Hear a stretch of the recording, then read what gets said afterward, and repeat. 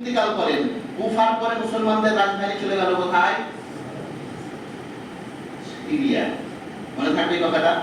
এরপরে চলেন, চারজন খলিফা আবু বকর, উমর, উসমান, আলী রাদিয়াল্লাহু আনহু, এই চারজনের মধ্যে আবু বকর বাদ দিয়ে তিনজনকে শহীদ করে দেওয়া হয়েছে। ঘটনা জানেন?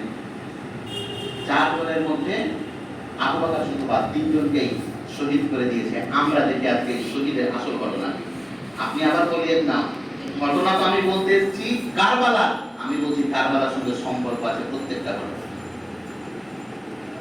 উমর রাদিয়াল্লাহু তাআলা আনহুর খেলাফতি জামানা, উমর রাদিয়াল্লাহু তাআলা আনহু 23 হিজরি 26 জিলহিজ্জা, 23 হিজরি 26 জিলহিজ্জা ফজরের নামাজের জন্য মসজিদ আসছেন।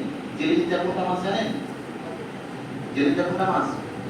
আরে যে মাসে কুরবানি করলেন আপনারা, এই যে কুরবানি গেল না কদিন আগে, 10ই জিলহিজ্জাতে কুরবানি, 10ই জিলহিজ্জাতে, আর 26 জিলহিজ্জা উমর রাদিয়াল্লাহু তাআলা আনহু শহীদ হচ্ছেন, মানে প্রায় 16 দিন পরে ঈদের, কুরবানি ঈদের।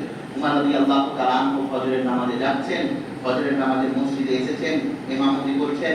2 রাকাত ফজরের নামাজের মধ্যে প্রথম রাকাতের প্রথম সিজদায় আছেন ফিরোজ আবু লুলু, নাম মনে রাখবেন। আবু লুলু নামে একজন ঘাতক, যার বাড়ি ইরান। ইরান থেকে এসেছে একটি ধারালো অস্ত্র নিয়ে, আর তাতেই বেশ কিছুদিন ধরে বিষ মাখিয়েছে। উমর রাদিয়াল্লাহু তাআলা আনহু যখন সিজদারত অবস্থায়, তখন কলপেতে 7টি আঘাত করে আমিরুল মুমিনিন উমর রাদিয়াল্লাহু তাআলা, তিনি লুটিয়ে পড়েন।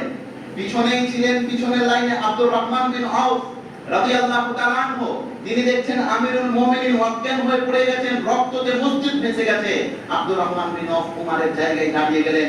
এক রাকাত হয়েছিল, আর এক রাকাত বাকি ছিল। আব্দুর রহমান বিন আউফ আর এক রাকাত সম্পূর্ণ করলেন।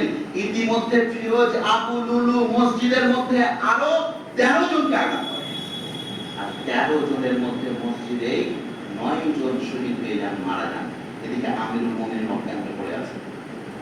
বন্ধুগণ, আমি আপনাদেরকে এখানে একটা কথা বলতে চাই, সাহাবায়ে কেরাম তখন মসজিদ ভর্তি, ফিরোজ আবু লুলুকে কেউ ধরতে পারে না, কারণ ফিরোজ আবু লুলুর হাতে অস্ত্র। আর এখানে একটা কথা জেনে রাখেন, মুসলমানেরা মসজিদে কোনো লাঠি লাদনা নিয়ে নামাজ পড়তে আসে না, আছে? এখন যদি মসজিদে একটা